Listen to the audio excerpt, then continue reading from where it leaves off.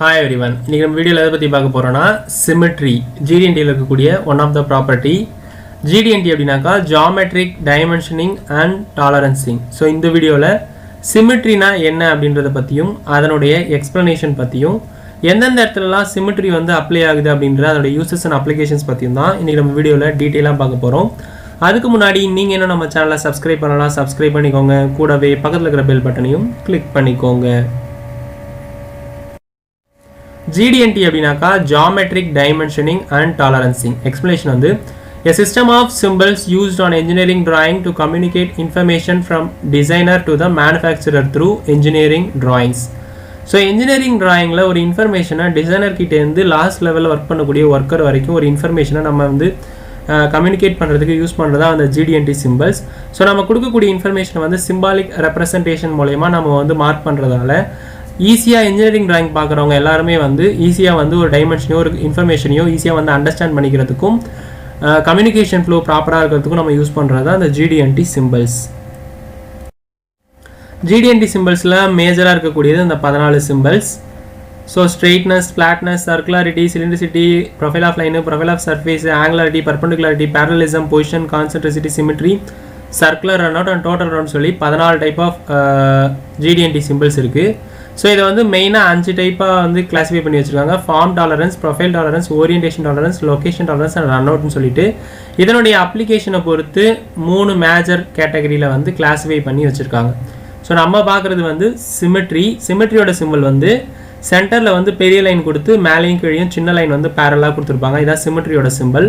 So இந்த மாதிரி simple கொடுத்துருந்தாங்கனாலே symmetry அப்படின்ற ப்ராப்பர்ட்டி தான் வந்து செக் பண்ண போகிறோன்னு அர்த்தம். ஸோ இது வந்து லொகேஷன் டைப் ஆஃப் டாலரன்ஸில் வரும்.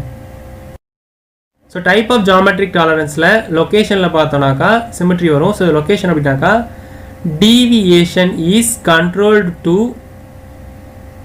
Relative to a datum. So இதில் வந்து நம்ம கண்டுபிடிக்கக்கூடிய ஃபீச்சர் வந்து டேட்டம் கூட கம்பேர் பண்ணியோ இல்லை அதர் ஃபீச்சர்ஸ் கூட கம்பேர் பண்ணியோ தான் வந்து நம்ம இது வந்து மெஷர் பண்ண முடியும். அதுக்கு தான் வந்து லொக்கேஷன் டாலரன்ஸ்.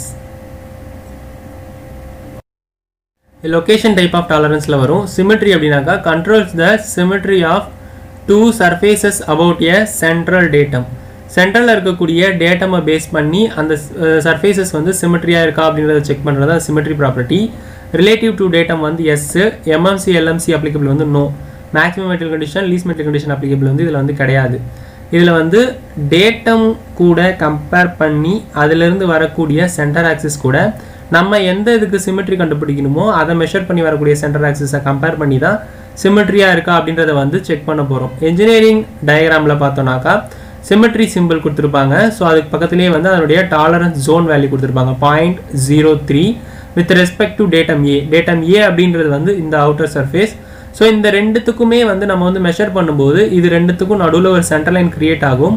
அப்படி கிரியேட் ஆகக்கூடிய சென்டர் லைன் கூட நம்ம மெஷர் பண்ணக்கூடிய இந்த இன்னரில் இருக்கக்கூடிய இந்த ப்ரொஃபைலில் இருக்கக்கூடிய இந்த 2 சர்ஃபேஸுமே வந்து மெஷர் பண்ணும்போது இதனுடைய சென்டர் லைனும் டேட்டமுடைய சென்டர் லைனும் வந்து ஒரே ஸ்ட்ரெயிட் லைனில் இருக்கா இல்லை அது எவ்வளோ டிவியேட் ஆகிட்டு இருக்கு 0.03ன்ற டாலரன்ஸ் ஜோனுக்குள்ளேயே இருக்கா அப்படின்றத கம்பேர் பண்ணி வித் ரெஸ்பெக்ட் டு டேட்டம் ஏ கூட கம்பேர் பண்ணி அது சிமெட்ரியாக இருக்கா இல்லையா அப்படின்றத நம்ம வந்து கண்டுபிடிக்க போகிறோம். ஸோ இதில் வந்து அந்த ப்ளூ கலரில் கொடுத்துருக்கிறது தான் வந்து டாலரன்ஸ் ஜோன் 0.03 அப்பர் ஸ்பெசிஃபிகேஷன் லிமிட்டுக்கும் லோவர் ஸ்பெசிஃபிகேஷன் லிமிட்டுக்கும் உள்ள டிஸ்டன்ஸு. இதில் வந்து டேட்டம் ஏ அப்படின்றது வந்து இந்த அவுட்டர் உள்ள டிஸ்டன்ஸு. ஸோ அதுக்கு வந்து மெஷர் பண்ணோன்னாக்கா சென்டர் லைன் சென்டர் ஆக்சிஸ் வந்து கிரியேட் ஆகும். டேட்டம் ஏ பிளேன் அப்படின்றது வந்து கிரியேட் ஆகும்.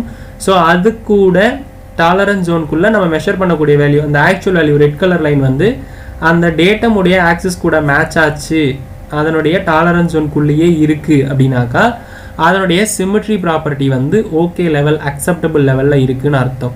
ஸோ இந்த ப்ளூ கலரில் கொடுத்துருக்கக்கூடிய அந்த 2 பிளேன் தான் வந்து டாலரன்ஸ் ஜோன்.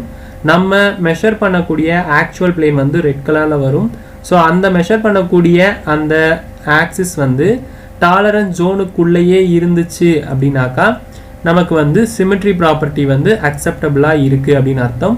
இந்த சிமெட்ரி ப்ராப்பர்ட்டி வந்து இந்த டேட்டம் ஏவினுடைய அந்த ப்ரொஃபைலை பொறுத்து அதில் டைமென்ஷன்ஸ் சேஞ்சஸ் இருந்ததுனாலும் அந்த அஃபெக்ஷன் வந்து நம்ம இந்த ஆக்சுவல் வேல்யூவில் வந்து அஃபெக்ட் ஆகிறதுக்கான சிமெட்ரி ப்ராப்பர்ட்டியில் அஃபெக்ட் ஆகிறதுக்கான பாசிபிலிட்டிஸ் வந்து இருக்குது. ஸோ நமக்கு இதில் ஏதாவது ப்ராப்ளம் வந்துச்சு அப்படின்னாக்கா ஃபஸ்ட்டு நம்ம வந்து டேட்டம் தான் வந்து செக் பண்ணணும். ஸோ டேட்டம் ப்ராப்பராக இருந்துச்சுனாக்கா நம்ம சிமெட்ரி ப்ராப்பர்ட்டி வந்து ப்ராப்பராக மெஷர் பண்ணி நம்ம கரெக்டான வேல்யூ வந்து கிடைக்கும். ஸோ இந்த சிமெட்ரி ப்ராப்பர்ட்டி அப்படின்னு பார்த்தோம்னாக்கா நமக்கு இந்த டேட்டம் ஏ அப்படின்றது வந்து இந்த 40 ± 0.5 அப்படின்ற அந்த டைமென்ஷன் கொடுத்துருக்காங்க. ஸோ இதை டேட்டம் ஏவாக நம்ம எடுத்துக்கிட்டோம் அப்படின்னாக்கா இந்த அவுட்டருக்கு ரெண்டுத்தையும் பேஸ் பண்ணி அதுக்கு சென்டராக வந்து சென்டர் லைன் வந்து கிரியேட் ஆகும். ஸோ நம்ம மெஷர் பண்ணக்கூடியது அந்த 20 டைமென்ஷன் வந்து சிமெட்ரி சிம்பிள் போட்டு 0.2 அப்படின்ற டாலரன்ஸ் ஜோனுக்குள்ளே டேட்டம் ஏவை ரெஃபரன்ஸாக வச்சு கண்டுபிடிக்க சொல்லியிருக்காங்க. ஸோ நம்ம மெஷர் பண்ணக்கூடிய அந்த 20 டைமென்ஷன் இருக்கிறது வந்து இப்படி இருக்குது. ஸோ அது வந்து அந்த ப்ளூ கலர் லைன் தான் வந்து நம்ம மெஷர் பண்ணக்கூடிய ஏரியா. அப்படி மெஷர் பண்ணோம் அப்படின்னாக்கா நமக்கு அந்த க்ரீன் கலரில் இருக்கக்கூடிய டாட்ஸ் தான் வந்து நமக்கு சென்டர் பாயிண்ட்ஸாக வந்து கிடைக்கும். அதாவது நம்ம சைடு 1ஐயும் சைடு 2ஐயும் நம்ம வந்து மெஷர் பண்ணோம்னா அது ரெண்டுத்துக்கும் சென்டராக வந்து பாயிண்ட்ஸ் வந்து நமக்கு இந்த ரெட் கலர் ஜோனுக்குள்ளே கிடைக்கும். இந்த ரெட் கலர் தான் வந்து டாலரன்ஸ் ஜோன். ஸோ நமக்கு கிடைக்கக்கூடிய அந்த சென்டர் பாயிண்ட்ஸ் வந்து டாலரன்ஸ் ஜோனுக்குள்ளேயே இருந்துச்சு அப்படின்னாக்கா அதனுடைய சிமெட்ரிக்கல் ப்ராப்பர்ட்டி வந்து அக்செப்டபுளாக இருக்குது அப்படின்னு சொல்லி அர்த்தம். இன்கேஸ் அந்த க்ரீன் டாட்ஸ் வந்து அதனுடைய அந்த டாலரன்ஸ் ஜோனுக்கு வெளியே போச்சு அப்படின்னாக்கா அது வந்து சிமெட்ரியாக இல்லை, நம்ம மெஷர் பண்ணது வந்து டேட்டம் கூட கம்பேர் பண்ணும்போது அது டேட்டமை பொறுத்து சிமெட்ரியாக இல்லை அப்படின்றது வந்து கன்ஃபார்ம் ஆகும். ஸோ அப்படி இருந்துச்சுனாக்கா அது அசம்பிள் ஆகக்கூடிய இடத்துல வந்து இப்போ இந்த இடத்துல வந்து வேறு ஏதாவது பார்ட் இருக்கோ இல்லை வேறு ஏதாவது இடத்துல போய் அசம்பிள் ஆக போகுது, இந்த இடத்துல வேறு ஏதாவது ப்ரொஃபைல் வந்து மேட்ச் ஆக போகுது அப்படின்னாக்கா ஸோ அந்த பர்டிகுலர் ப்ராப்பரான டைமென்ஷன் வந்து கரெக்டாக இல்லைன்னா அந்த மேட்சிங்கில் வந்து ப்ராப்ளம் ஆகும். ஃப்யூச்சர் லெவலில் அசம்பிளியில் வந்து ப்ராப்ளம் ஆகிறதுக்கான பாசிபிலிட்டிஸ் நிறைய இருக்குது. ஸோ அதனால தான் இந்த சிமெட்ரி அப்படின்றத வந்து நம்ம ப்ராடக்ட் உருவாக்கும் போதே நம்ம வந்து செக் பண்ணுறோம். சிமெட்ரி அப்படின்றது வந்து டேட்டமுடைய சென்டர் லைனை பொறுத்து நம்ம மெஷர் பண்ணக்கூடிய சைடினுடைய சென்டர் பாயிண்ட்ஸ் எந்த அளவுக்கு ஈவனாக ஒரே லைனில் வருது, எவ்வளோ டீவியேட் ஆகிட்டு இருக்குன்றத பேஸ் பண்ணி தான் அது சிமெட்ரியாக இருக்கா இல்லையான்றதை நம்ம வந்து அண்டர்ஸ்டாண்ட் பண்ண முடியும்.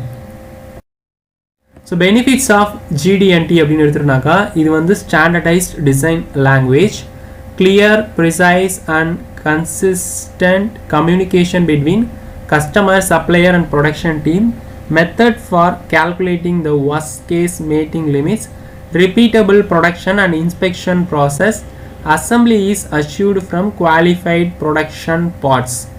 ஸோ ஒரு இன்ஜினியரிங் ட்ராயிங் அப்படின்னு இருக்குதுனாக்கா அது மூலயமா அவங்க டிசைனர் கொடுக்கக்கூடிய இன்ஃபர்மேஷன் வந்து கஸ்டமருடைய நீடுக்கு ஏற்ற மாதிரி அவங்களுடைய ஸ்டாண்டர்ட்ஸ்க்கு ஏற்ற மாதிரி ஸ்பெசிஃபை பண்ணி அதனுடைய ஸ்பெசிஃபிகேஷன்ஸ் தான் வந்து கொடுப்பாங்க. ஸோ அவங்க டிசைன் லெவலில் அவங்க வந்து அந்த இன்ஜினியரிங் ட்ராயிங்கில் கம்யூனிகேஷன் பாஸ் பண்ணும்போது GD&T சிம்பிள்ஸ் மூலமா பாஸ் பண்ணும்போது ப்ரொடக்ஷன் லெவலில் இருக்கக்கூடிய ஆப்ரேட்டர்ஸ், ஒர்க்கர்ஸ் வரைக்கும் அந்த இன்ஃபர்மேஷன் வந்து அண்டர்ஸ்டாண்ட் பண்ணிக்கிறதுக்கும் கம்யூனிகேஷன் ஃப்ளோவும் வந்து ப்ராப்பராக இருந்துச்சுன்னா தான் அவங்க உருவாக்கக்கூடிய ப்ராடக்ட் வந்து ரெக்வயர்டு டைமென்ஷன்ஸ்க்கு ஏற்ற மாதிரியான அவுட்புட் கிடைக்கும். அதுக்காக தான் GD&T சிம்பிள்ஸ் அப்படின்றத வந்து யூஸ் பண்ணிகிட்டு இருக்கோம். இந்த வீடியோ உங்களுக்கு யூஸ்ஃபுல்லாக இருந்துச்சுனாக்கா லைக் பண்ணுங்கள், கமெண்ட் பண்ணுங்கள், ஷேர் பண்ணுங்கள், சப்ஸ்கிரைப் பண்ணுங்கள். தேங்க்யூ.